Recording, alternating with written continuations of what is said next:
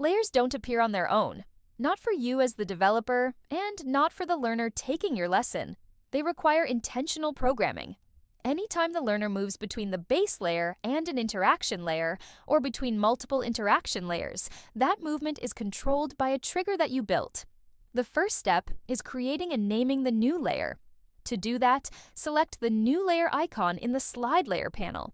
Storyline adds the new layer just above the base layer and automatically switches your view to it. Because we have the dim checkbox selected, everything on the base layer fades to gray.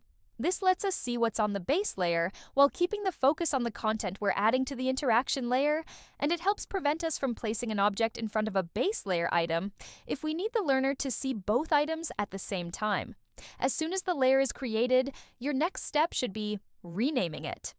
Give the layer a meaningful name that clearly describes its purpose.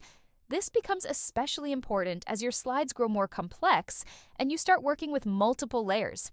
Everything you can do on the base layer, you can also do on an interaction layer.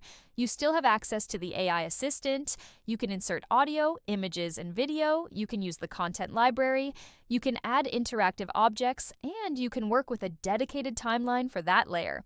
At this point, it should be clear why we describe layers as slides within a slide. Once the layer is created and named, you can start building the interaction by adding the content it needs, and then use triggers to control when and how the learner sees it.